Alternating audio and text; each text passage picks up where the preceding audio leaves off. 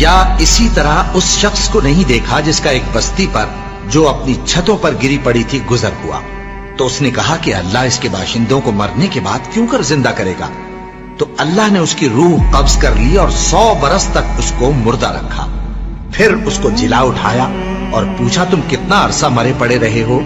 اس نے جواب دیا کہ 1 دن یا اس سے بھی کم۔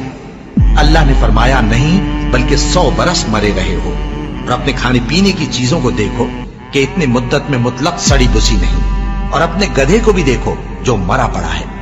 غرض ان باتوں سے یہ ہے کہ ہم تم کو لوگوں کے لیے اپنی قدرت کی نشانی بنائیں، اور ہاں گدھے کی ہڈیوں کو دیکھو کہ ہم ان کو کس طرح جوڑے دیتے اور ان پر کس طرح گوشت پوست چڑھائے دیتے ہیں۔ جب یہ واقعات اس کے مشاہدے میں آئے تو بول اٹھا کہ میں یقین کرتا ہوں کہ اللہ ہر چیز پر قادر ہے۔ اور جب ابراہیم نے اللہ سے عرض کیا کہ اے پروردگار مجھے دکھا کہ تو مردوں کو کیوں کر زندہ کرے گا، اللہ نے فرمایا کیا تم نے اس بات کا یقین نہیں کیا؟ انہوں نے کہا کیوں نہیں، لیکن میں دیکھنا اس لیے چاہتا ہوں کہ میرا دل اطمینان کامل حاصل کر لے۔ فرمایا کہ 4 پرندے لے لو، پھر ان کو اپنے سے ہلا لو اور ان کے ٹکڑے ٹکڑے کر دو، پھر ان کا ایک ایک ٹکڑا ہر ایک پہاڑ پر رکھ دو، پھر ان کو بلاؤ تو وہ تمہارے پاس دوڑتے چلے آئیں گے، اور جان رکھو کہ اللہ غالب ہے، صاحب حکمت ہے۔ تو حضرت عزیر بھی اللہ کے نبی تھے۔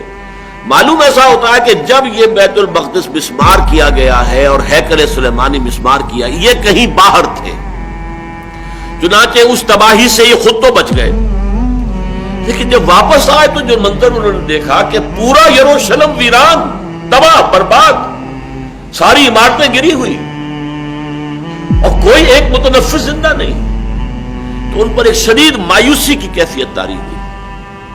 انہوں نے کہا انا یحیی ھذہ اللہ بعد موتھا، اس شہر کو، اس بستی کو اس طرح کی تباہی و بربادی کے بعد اللہ کیسے دوبارہ آباد کرے گا؟ اس پر اللہ نے انہیں 100 سال کے لیے ان پر موت وارد کر دی، پھر انہیں اٹھایا۔ فاباتہ اللہ 100 عام، تو اللہ تعالیٰ نے ان پر موت وارد کر دی 100 برس کے لیے، ثم بعث، پھر انہیں اٹھایا، زندہ کر دیا۔ قال کم لبثت، پوچھا اللہ نے کتنے عرصے رہے؟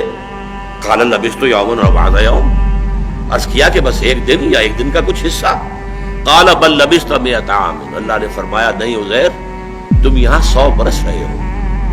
فانظر الی طعامک و شرابک لم یتسنہ، تو اب دیکھو ایک طرف تو تمہارا وہ کھانا اور مشروب جو بھی تھا، آدمی سفر کرتا ہے تو کوئی نہ کوئی توشہ تو اس کے ساتھ ہوتا ہے، تو جو بھی اس وقت ان کے ساتھ تھا کھانا اور کوئی پینے کے لیے مشروب، دیکھ لو اس کے اندر کہیں بساند پیدا نہیں ہوئی، اس کے اندر وہ کوئی بو پیدا نہیں ہوئی، وہ سڑا نہیں ہے، بسا نہیں ہے، لم یتسنہ۔ وانظر الی حمارک، اب ایک طرف تو وہ چیزیں بھی صحیح سالم موجود ہیں، خود بھی پورے صحیح سالم جیسے جوان تھے اس وقت، ویسے کہ ویسے جوان رانا کھڑے ہو گئے، لیکن ان کی سواری کا گھڑا جو گدھا تھا اس کی ہڈیاں علیحدہ علیحدہ پڑی ہوئی ہیں اور بوسیدہ ہوئی ہوئی ہیں، نہ کھال ہے نہ گوشت کا کوئی وجود ہے، ڈھانچہ ہے اور وہ بھی بکھری ہوئی ہڈیوں کا ڈھانچہ۔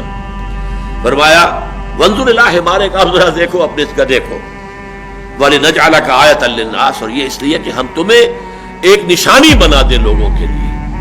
اصل میں یہ بہت بڑی نشانی بن گئے نا، اس لیے کہ لوگوں کے سامنے جب یہ آئے تو دنیا حیران رہ گئی، یہ عزیر کہاں سے نکل آئے، یہ 100 برس کہاں رہے؟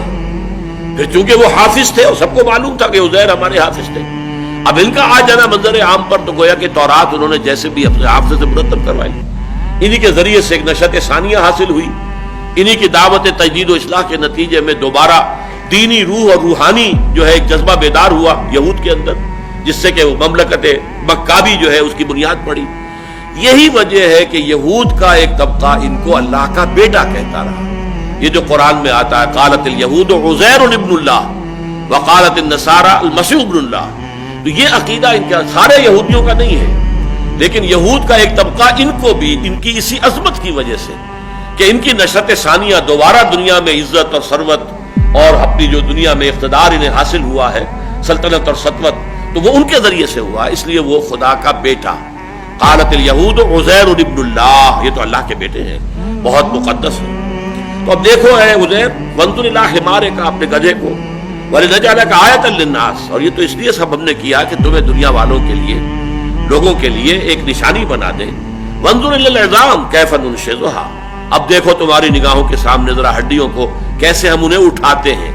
یعنی وہ ہڈیاں اٹھ کر جڑ کر اور ایک ڈھانچہ پہلے بن گیا، جیسے کہ کسی بھی جانور کا ڈھانچہ جو ہے کھڑا ہوا آپ کے سامنے. جو بایولوجی کے میوزیمز ہوتے ہیں، زیولوجی کے، وہاں کھڑے ہوتے ہیں ڈھانچے. ڈینوسور کا ڈھانچہ کھڑا ہے اور یہ شیر کا ڈھانچہ کھڑا ہے. وہ ڈھانچہ ہو گیا. کیف ننشزھا، کیسے ہم اسے اٹھاتے ہیں، ابھارتے ہیں. ثم نکسوھا لحما، اور پھر دیکھو کیسے اس کے اوپر ہم گوشت چڑھاتے ہیں. پٹھے وجود میں آ گئے.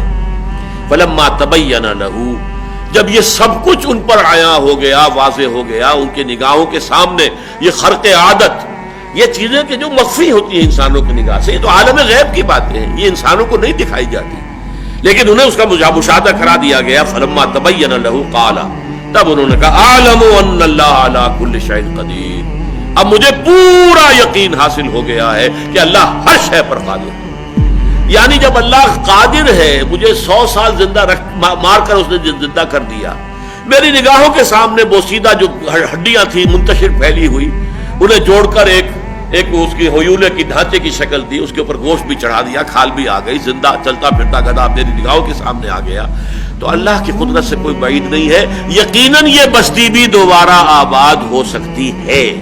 اور یاد کرو جب کہ کہا تھا ابراہیم نے رب ارنی کیف تحیی الموتیٰ، پروردگار ذرا مجھے دکھا دے تو کیسے تو مردوں کو زندہ کرے گا، یہ میں مشاہدہ چاہتا ہوں. قال اولم تؤمن، بڑا پیارا سوال کیا اللہ نے. اے ابراہیم کیا تم ایمان نہیں رکھتے اس پر؟ قال بلا، عرض کیا کیوں نہیں، ایمان تو میرا ہے، تصدیق میں کرتا ہوں، مانتا ہوں تو ہر چیز پر قادر ہے، تو مردوں کو زندہ کر دے گا. ولکن لیطمئن قلبی، لیکن ذرا میں چاہتا ہوں کہ میرا دل پوری طرح ٹھک جائے. اطمینان اسے کہتے ہیں کہ سکون کی کیفیت ہو اور اس میں کوئی اتار چڑھاؤ نہ رہے. تو میں نہیں چاہتا کہ میرے دل میں کہیں وسوسے بھی آئیں اور اس طرح کی کیفیت ہو، پوری طرح میرا دل ٹھک جائے، جم جائے اس بات پر اور مجھے یقین کامل حاصل ہو جائے. ولکن لیطمئن قلبی، میں یہ چاہتا ہوں کہ مجھے مشاہدہ اگر ہو جائے تو پھر میرا دل بالکل مطمئن ہو جائے. قال فخذ اربعۃ من الطیر، اللہ نے فرمایا اچھا 4 پرندے لے لو. بعض روایات میں آتا ہے کہ یہ مور اور مرغ اور ایک کوا اور ایک کبوتر. خذ اربعۃ من الطیر، ہو سکتا ہے یہ تالمود کی روایت ہو. ہمارے ہاں کیونکہ تفسیری روایات میں تالمودی روایات جو ہیں وہ کافی کثرت کے ساتھ آئی ہیں، چنانچہ اس میں غالباً یہ 4 پرندوں کے نام بھی آئے ہیں. قال فخذ اربعۃ من الطیر، پرندوں میں سے 4 کو لے لو. فصرہن الیک، انہیں اپنے ساتھ ہلا لو. یعنی جب جانور آپ کے ساتھ ہل جائیں تو آپ کی سیٹی پر، آپ کے بلانے پر دوڑتے ہوئے آتے ہیں. یہ پیٹس جو ہوتے ہیں، جو معاملہ ان کا ہوتا ہے، پالتو جانور، تو ان 4 پرندوں کو اپنے ساتھ خوب سدھا لو، ہلا لو.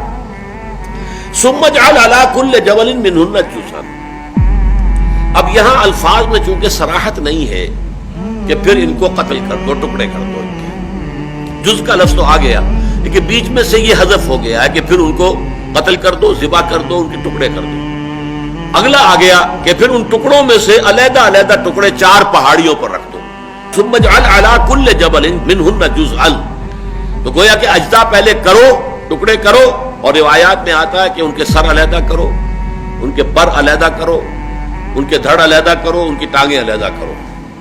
یہ 4 حصے کر کے اور پھر سب کے سر ایک پہاڑی پہ رکھا اور سب کے پر دوسری پہاڑی پہ رکھا، سب کی ٹانگیں جو ہے وہ تیسری پہاڑی پر اور سب کے دھڑ جو ہے چوتھی پہاڑی، یہ رکھا. اور پھر ثم اجعل علی کل جبل منہن جزءا ثم ادعوہن، پھر ذرا انہیں پکارو، آواز دو یا سیٹی جو بھی ہوتی ہے. یاتینک سعیا، وہ تمہارے پاس آ جائیں گے دوڑتے. وعلم، اور جان لو، اچھی طرح جان لو، یقین کر لو، ان اللہ عزیز الحکیم، کہ یقیناً اللہ تعالیٰ زبردست ہے، کمال حکمت والا. نہ اس کی قدرت میں کوئی کمی ہے، نہ اس کے اختیارات میں کوئی تحدید ہے، کوئی لمیٹیشن ہے، نہ اس کی حکمت میں کہیں کوئی کمی اور نقص ہے. عزیز ہے، زبردست ہے، حکیم ہے، حکمت والا.